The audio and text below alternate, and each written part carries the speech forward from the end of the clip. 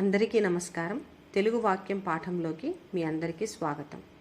ఈ పాఠ్యాంశం చదువుకోవడం వల్ల మీరు వాక్య లక్షణాలు, వాక్య భేదాల గురించి తెలుసుకుంటారు.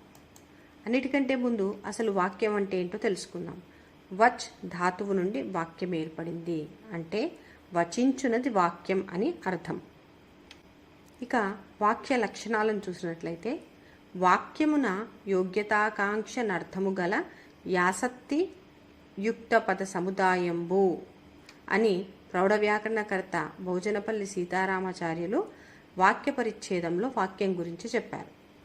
యోగ్యత, ఆకాంక్ష, ఆసక్తి అనే 3 లక్షణాలతో కూడుకున్నదే వాక్యం. సమగ్రమైన అర్థవంతమైన పదాల సముదాయమే వాక్యం అని అర్థం.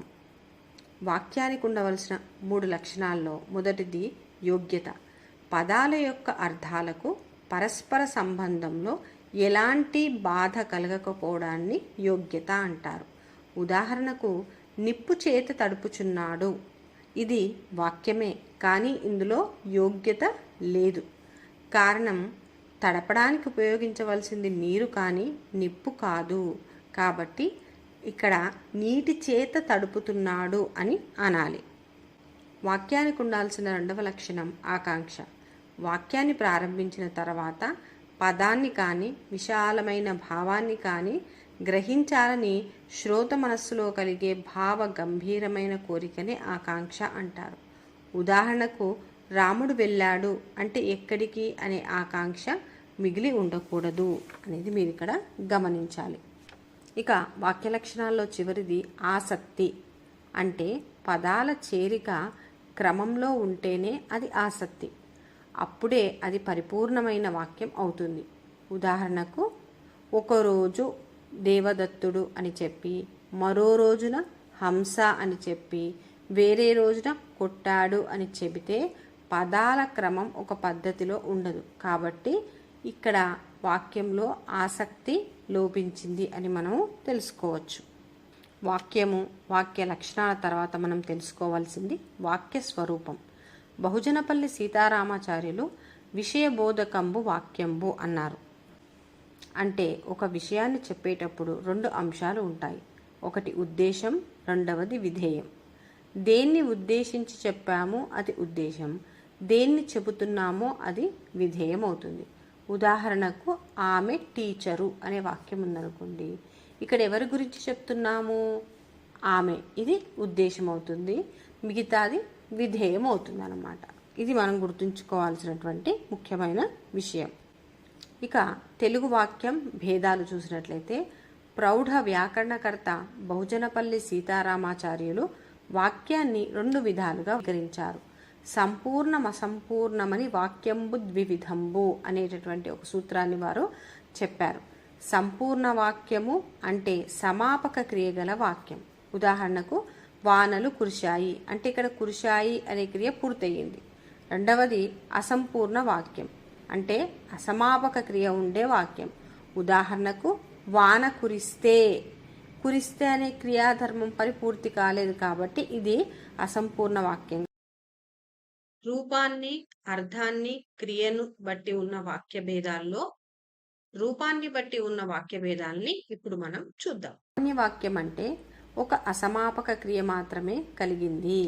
ఇందులో సామాన్య వాక్యం అంటే ఒక సమాపక క్రియ మాత్రమే కలిగింది. ఇందులో అసమాపక క్రియలకు ఏమాత్రం అవకాశం ఉండదు. ఉదాహరణకు, నేను పుస్తకం చదివాను అనేటటువంటి దాంట్లో మనకు చదివాను అనేటటువంటి సమాపక క్రియ మనకు కనిపిస్తుంది. మరలా ఈ సామాన్య వాక్యము క్రియాసహిత, క్రియారహిత వాక్యంగా మనము చెప్పవచ్చు. క్రియాసహిత వాక్యం అంటే క్రియతో కూడుకున్నది. ఉదాహరణకు, విశాల్ జాబులు రాస్తున్నాడు, ఇక్కడ రాస్తున్నాడు అనే క్రియ ఉంది. ఇక క్రియారహిత వాక్యము అంటే క్రియ లేని వాక్యము అని అర్థం చేసుకోవాలి. ఉదాహరణకు, అంబేద్కర్ మేధావి అన్నాం, ఇక్కడ క్రియ లేదు కాబట్టి ఇది క్రియారహిత వాక్యానికి ఉదాహరణ. ఇక తర్వాతది సంశ్లిష్ట వాక్యం. ఇది శత్రార్థకం, ఛేదార్థకం, అప్యర్థకం, క్వార్థకం అనేవి ఇందులో ప్రధానంగా ఉంటాయి. శత్రార్థకం క్రియకు తూ అనే ప్రత్యయం చేరడం వల్ల శత్రార్థక రూపాలు ఏర్పడతాయి. ఉదాహరణకు కృష్ణమూర్తి పాడుతూ నాట్యం చేస్తాడు, మాళవిక సినిమా చూస్తూ నవ్వుతుంది. అంటే ఇక్కడ ఉన్న వాక్యాల్లో క్రియకు తూ అనే ప్రత్యయం ఏర్పడింది అనే విషయాన్ని మీరు గమనించండి. శత్రార్థకం తర్వాత ఛేదర్థకం. ధాతువుకి అంటే క్రియకు తే లేదా అయితే అనే ప్రత్యయాలు చేరిస్తే అవి శత్రార్థక క్రియారూపాలు ఈ వాక్యంలో ఏర్పడతాయి. ఉదాహరణకు చీకటి పడితే దొంగల భయం, వరదలు వస్తే పంటలకు నష్టం. ఇక్కడ పడితే, వస్తే, తే అనే ప్రత్యయాలు ఈ వాక్యంలో ఉన్న క్రియకు చేరాయి. ఇది గమనించండి. తరువాతది అప్యర్థకం. ధాతువుకు అంటే క్రియకు ఇనా అనే ప్రత్యయం చేరడం వల్ల అప్యర్థక క్రియలు ఏర్పడతాయి. అలాంటి వాక్యాలు ఉన్నవి ఇక్కడ మనం చూడొచ్చు. మద్య నిషేధం పెట్టినా ఫలితం లేదు, మాస్టారు పాఠం చెప్పినా అర్థం కాదు. ఇక్కడ మీరు ఈ రెండు వాక్యాల్లో ఇనా అనేటటువంటి ప్రత్యయాన్ని చూడవచ్చు. ఇక క్వార్థకం అంటే ధాతువుకు అంటే క్రియకు ఈ అనే వర్ణకం రావడం. ఉదాహరణకు శిరీష ఇంటికి వెళ్ళి వంట చేసింది, రమణి పాఠాలు చదివి నేర్చుకుంది. ఇక్కడ మనకి ఈ అనేది కనిపిస్తూ ఉంది. తరువాతి సంయుక్త వాక్యం. రెండు కానీ అంతకన్నా ఎక్కువ సమాన ప్రతిపత్తి గల వాక్యాలు కలిసి ఏకవాక్యంగా ఏర్పడితే అది సంయుక్త వాక్యం. అందుకే దీన్ని మహావాక్యం అని కూడా అంటారు. ఇది సంకలన సంబంధం, వికల్ప సంబంధం, వైరుధ్య సంబంధం అని మూడు రకాలు. సంకలన సంబంధం. కొన్ని సామాన్య వాక్యాల్ని ఒకేసారి ఉపయోగించేటప్పుడు వాటి మధ్య ఉన్న సంబంధం సంకలన సంబంధం అవుతుంది. ఉదాహరణకు రాజు కవిత్వం రాస్తాడు, రాజు నాటకాలు రాస్తాడు, రాజు వ్యాసాలు రాస్తాడు, రాజు ఉపన్యాసాలు ఇస్తాడు అనే ఈ సామాన్య వాక్యాన్ని సంకలన సంబంధం ద్వారా సంయుక్త వాక్యంగా మారిస్తే రాజు కవిత్వం రాస్తాడు, నాటకాలు రాస్తాడు, వ్యాసాలు రాస్తాడు, ఉపన్యాసాలు రాస్తాడు అని చెప్పవచ్చు. తరువాతది వికల్ప సంబంధం. ఇందులో నామబంధాలకు ఓ శబ్దం చేరుతుంది. ఉదాహరణకు ఆనందో జగదీశో వస్తాడు, శ్వేతో స్వాతో వస్తుంది. ఇది వికల్ప సంబంధం. ఇక వైరుధ్య సంబంధం. రెండు వాక్యాలు ప్రతిపాదించే విషయాల మధ్య సంబంధం వైరుధ్య సంబంధం. ఉదాహరణకు పేరుకు మాత్రమే స్వామీజీ కానీ పెద్ద గుండా. ఇందులో రెండు వాక్యాల్లో సంబంధం లేదు. వాడు మంచి పాలకుడు కానీ గర్వం ఎక్కువ. అంటే ఇవి రెండు భిన్నమైనటువంటి విషయాలన్నమాట. ఈ భిన్నమైన వైరుధ్యం గల విషయాలను ఒకే వాక్యంగా రాస్తున్నాం కాబట్టి ఇక్కడ సంయుక్త వాక్యము వైరుధ్య సంబంధంతో ఏర్పడింది అని మనం ఇప్పటిదాకా మనం రూపాన్ని బట్టి ఏర్పడే వాక్య భేదాల్లో సామాన్య, సంశ్లిష్ట, సంయుక్త వాక్యాల గురించి చదువుకున్నాం. సామాన్య వాక్యంలో క్రియాసహిత వాక్యాలు, క్రియారహిత వాక్యాలు. సంశ్లిష్ట వాక్యంలో శత్రార్థకం, ఛేదర్థకం, అప్యర్థకం, క్వార్థకంతో ఏర్పడే వాక్యాలు. సంయుక్త వాక్యంలో సంకలన సంబంధం, వికల్ప సంబంధం, వైరుధ్య సంబంధంతో ఏర్పడే వాక్యాల్ని మనం చూసాం. రూపాన్ని బట్టి ఇప్పటి వరకు చెప్పుకున్నవైతే అర్థాన్ని బట్టి వాక్య భేదాలు. వాక్యాలు అవి నిర్వహించే వ్యాపారాన్ని బట్టి, అవి తెలియజేసే అర్థాన్ని బట్టి మరికొన్ని విధాలుగా విభజించవచ్చు. నిశ్చయార్థక, వ్యతిరేకార్థక, ప్రశ్నార్థక, విద్యార్థక, నిషేధార్థక, ప్రేరణార్థక, ఆశ్చర్యార్థక, ఆశీర్వార్థక, సందేహార్థక, వికల్పార్థక, ప్రార్థనార్థక, అనుమత్యర్థక వాక్యాలు. అంటే ఈ పేర్లు చూసి మీరు భయపడకండి. మనం నిజ జీవితంలో ఇలాంటి వాక్యాల్ని ఉపయోగిస్తూనే ఉంటాం. నిశ్చయార్థక వాక్యాలు ఒక భావాన్ని గాని అభిప్రాయాన్ని గాని స్పష్టంగా చెప్పడానికి ఉపయోగించే వాక్యాలు. వీటికి భావార్థక వాక్యాలని, నిర్దేశార్థక వాక్యాలని అంటారు. ఉదాహరణకు రంగారావుకి డాక్టరేట్ డిగ్రీ వచ్చింది అనేది నిశ్చయార్థక వాక్యం. తర్వాత వ్యతిరేకార్థక వాక్యాలు ఉంటాయి. అంటే వ్యతిరేకార్థక వాక్యాల్ని అభావార్థక వాక్యాలు అని కూడా అంటారు. సర్వసాధారణంగా ఈ వాక్యాల్లో లేదు అనే శబ్ద ప్రయోగం కనిపిస్తుంది. ఉదాహరణకు రంగారావుకి డాక్టరేట్ డిగ్రీ రాలేదు అని అంటాం అనుకోండి, అది వ్యతిరేకార్థక వాక్యం. ఇక ప్రశ్నార్థక వాక్యాలు. ఇవి సాధారణంగా 3 రకాలు ఉంటాయి. మరి ఇందులో వాక్యాంత శబ్దాపేక్ష ప్రశ్న. ఉదాహరణ, భారతదేశంలో ప్రజాస్వామ్యం ఉందా అని అడుగుతున్నాం. తర్వాత వాక్యేతర శబ్దాపేక్ష ప్రశ్నలు. వీటిలో మీరు, ఎవరు, ఎందుకు అనేటటువంటి పదాలు కనిపిస్తాయి. ఉదాహరణకు మీరు ఎవరు అన్నామనుకోండి, ఇది వాక్యేతర శబ్దాపేక్ష ప్రశ్నకు ఉదాహరణ. ఇక విషయ నిర్ధారక ప్రశ్నలు ఉంటాయి, అంటే విషయాన్ని నిర్ధారిస్తూ అడిగే ప్రశ్నలు. ఉదాహరణకు శివసాగర్ అంటే సత్యమూర్తి కదూ అని అడుగుతున్నాం అనుకోండి, ఇది ప్రశ్నార్థక వాక్యానికి ఉదాహరణగా చెప్పవచ్చు. విద్యార్థక వాక్యాలు విధిని తెలియజేసే వాక్యాలు. ఇవి శ్రోతకు ఆదేశాన్ని తెలియజేస్తాయి. ఉదాహరణకు నువ్వు నా వెంట రా అన్నామనుకోండి, ఇది విధి అంటే ఆజ్ఞ ఇస్తున్నాయి అన్నమాట.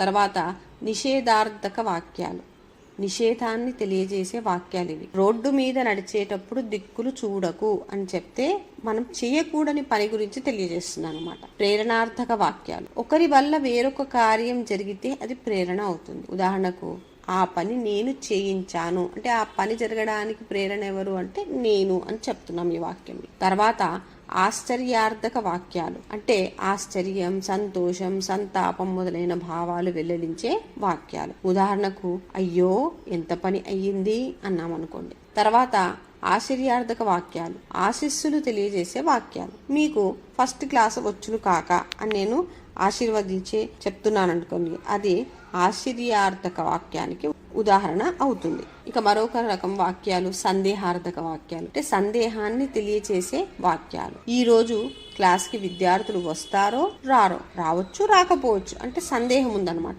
ఇక వికల్పార్థక వాక్యాలు ఏదో ఒక విషయాన్ని చెప్పి దాని మీద ఆధారపడి జరగడానికి మరో విషయం చెప్తే అది వికల్పార్థక వాక్యం అవుతుంది. ఉదాహరణకు నీవు సహకరిస్తే నేను రాస్తాను అంటే ఒకదాని మీద ఒకటి ఆధారపడి ఉన్నాయి. ఇక్కడ ప్రార్థనార్థక వాక్యాలు అంటే ప్రార్థనా క్రియలు ఉండే వాక్యాలు. ఈ వాక్యాలకు ముందు మనకు దయచేసి లాంటి పదాలు చేరుతాయి. ఉదాహరణకు దయచేసి నువ్వు వెళ్ళిరా అంటే మనము ఇక్కడ ప్రార్థిస్తున్నాం అన్నమాట ఆ పని చేయడానికి, ఓకేనా. ఇక అనుమత్యర్థక వాక్యాలు అనుమతిని కోరు లేక అనుమతిని ఇచ్చే వాక్యాలు. నువ్వు పుస్తకం నన్ను చదవనివ్వు అనేది అనుమతి కోసం మనం వెయిట్ చేస్తున్నాం అన్నమాట. తర్వాత లక్ష్మి తోటలో నుండి పువ్వులు తీసుకుపోవచ్చు అంటే నువ్వు అనుమతిని ఇస్తున్నావు. ఈ విధంగా అర్థాన్ని బట్టి వాక్యాన్ని ఇన్ని విధాలుగా వర్గీకరించవచ్చు. ఇక చివరగా క్రియా ప్రాధాన్యాన్ని బట్టి వాక్య భేదాలు. ఇవి 3 రకాలు ఉన్నాయి. ఇందులో మొదటిది కర్మ ప్రధాన వాక్యం అంటే క్రియాపదం కర్తకు ప్రాధాన్యం ఇస్తుందన్నమాట. ఉదాహరణకు రాముడు రావణుణ్ణి చంపాడు, ఇందులో క్రియాపదం చంపాడు దేనికి ప్రాధాన్యత ఇస్తుంది అంటే కర్త అయిన రాముడికి ప్రాధాన్యం ఇస్తుంది, కాబట్టి ఇది కర్త ప్రధాన వాక్యం అవుతుంది. తర్వాత కర్మ ప్రధాన వాక్యం, దీనిలో క్రియాపదం కర్మకు ప్రాధాన్యత ఇస్తుంది. ఏ విధంగా అంటే ఈ ఉదాహరణ చూడండి, రావణుడు రాముని చేత చంపబడ్డాడు అన్నామనుకోండి, ఇక్కడ చంపాడు చంపబడ్డాడు అనేవి క్రియలు. ఈ చంపబడడం ఎవరు చంపబడ్డారు అంటే రావణుడు అనే కర్మ ప్రధాన వాక్యం. ఇక భావ ప్రధాన వాక్యం భావానికి ప్రాధాన్యత ఇవ్వడం ఇందులో కనిపిస్తుంది. ఉదాహరణకు మీ రాకచే సర్వ సౌభాగ్యాలు రావడం మొదలైనాయి అంటే సర్వ సౌభాగ్యాలు రావడం అనేది ముఖ్యంగా చెప్తున్నాడు, అంటే భావానికి ప్రాధాన్యత ఇవ్వడం ఇందులో మనం చూడవచ్చు. ఇప్పటి వరకు మీరు ఈ పాఠంలో వాక్యం గురించి, వాక్య లక్షణాలను గురించి, వాక్య స్వరూపాలను గురించి తెలుసుకున్నారు. వాక్య భేదాలని కూడా తెలుసుకున్నారు. ఈ పాఠం ద్వారా మీరు తెలుసుకున్నటువంటి వాక్య భేదాలని మళ్ళా ఇంకొకసారి మననం చేసుకొని రాసుకొని పెట్టుకుంటే మీకు పరీక్షలో తప్పకుండా ఈ బిట్కి సంబంధించి ప్రశ్న వస్తే మీరు ఎంతో కాన్ఫిడెంట్గా సమాధానం చెప్పగలుగుతారు. కాబట్టి బాగా అర్థం చేసుకోండి, విశ్లేషించుకోండి, దానికి సంబంధించిన నోట్స్ కూడా రాయడానికి ప్రయత్నం చేయండి. మీ అందరికీ ఆల్ ది బెస్ట్. స్వస్తి.